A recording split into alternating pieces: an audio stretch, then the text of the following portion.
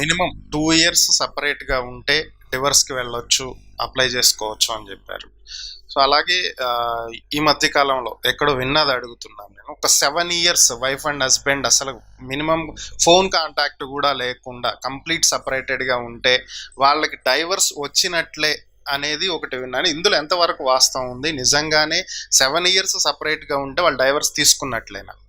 అంటే దీంట్లో ఎలా వస్తుందంటేనండి, 7 ఇయర్స్ అనేటప్పటికి ఒక వ్యక్తి కనపడకపోతే అంటే ఒక కేసులా అండి, ఇది ఒక కేసులా.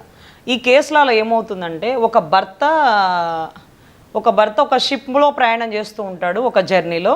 ఆ జర్నీలో వెళ్ళినప్పుడు అతను వెనక్కి అంటే షిప్కి ఏదో యాక్సిడెంట్ అవుతుందండి. యాక్సిడెంట్ అయినప్పుడు చాలామంది చనిపోయారు, చాలామంది డెడ్ బాడీస్ దొరికినాయి. సో కానీ ఈవిడ భర్త డెడ్ బాడీ దొరకలేదండి.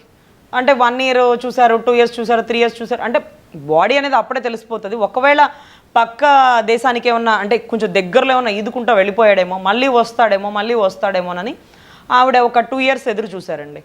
3 years 4 years. అప్పుడు అది బ్రిటిష్ టైం అనమాట, బ్రిటిష్ గవర్నమెంట్. ఆ టైంలో అంటే ఐపీసీ సెక్షన్స్, లార్డ్ మెక్కల్ ఇవంతా అప్పుడున్న టైంలో జరిగింది కాబట్టి ఈ కేసు కూడా అప్పుడు జరిగిందనండి, మా సీనియర్స్ చెప్పారు. సో ఇటువంటి టైంలో ఏంటంటే 2-3 ఇయర్స్ 4 ఇయర్స్ అరౌండ్ 7 ఇయర్స్ అయిపోయింది. ఆవిడకి చిన్న పిల్లలు ఉన్నారు, వాళ్ళు కొంచెం పెరుగుతా ఉన్నారు, కొంచెం ఫ్యామిలీ బర్డన్స్ ఎక్కువైపోతున్నాయి.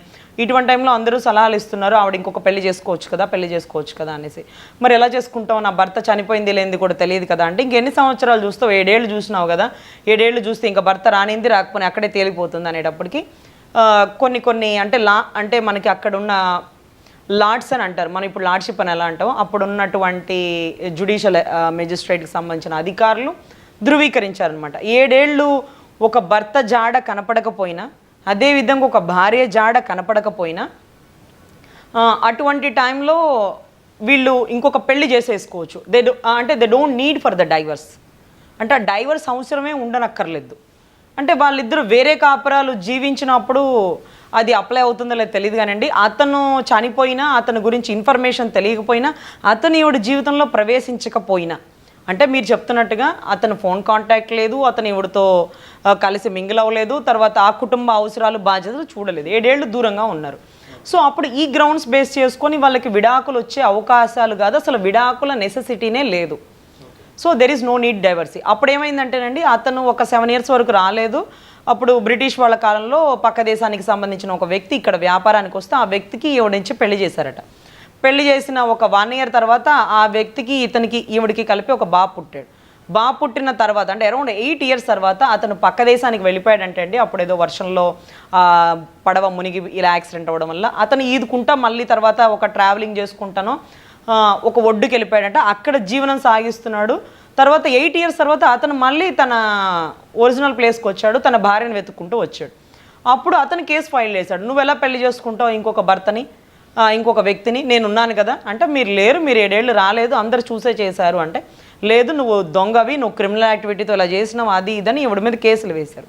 అప్పుడున్నటువంటి జడ్జి ఎవరైతే ఉన్నారో ఆ వ్యక్తి ఇచ్చినటువంటి జడ్జిమెంట్, నువ్వు 7 ఏళ్ళు కనుమరుగైపోయావు, నువ్వు ఉన్నట్టు లేనట్టు ఎవరికి ఇన్ఫర్మేషన్ తెలియదు, నువ్వు కుటుంబ బాధ్యతలు పంచుకోలేదు, so there is no need for the divorce. అక్కడ డైవర్స్ అనే పదమే లేదు. ఎందుకంటే అతను ఒకటే గ్రౌండ్స్ పెట్టాడు, నాకు విడాకులు ఇవ్వకుండా ఎలా నా భార్య ఇంకొకరిని పెళ్లి చేసుకుంటుంది, అది తప్పు కదా అంటాడు. నీకు విడాకులు ఇవ్వాల్సిన పని లేదు, నువ్వు 7 ఏళ్ళు కనపడలేదు, కనపడలేదు, వినపడలేదు, మీరు అంటున్నట్టుగా ఏ కాంటాక్ట్ లేదన్నారు కదా, ఇప్పుడు ఇక్కడ మనకు వినపడలేదు, ఏ మంచి చెడు చూడలేదు.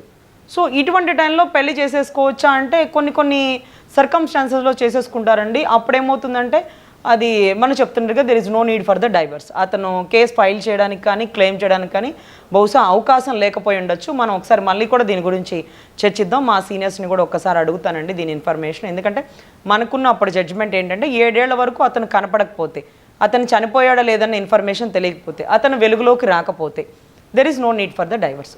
అంటే తర్వాత అతను అంటే వెలుగులోకి వచ్చినా కానీ అతనికి అధికారం ఉండదు తన భార్య మీద, అంటే 7 ఏళ్ళు దూరంగా ఉంటాయి. సో ఇటువంటి గ్రౌండ్స్ ఫుల్ఫిల్ అవుతుందండి.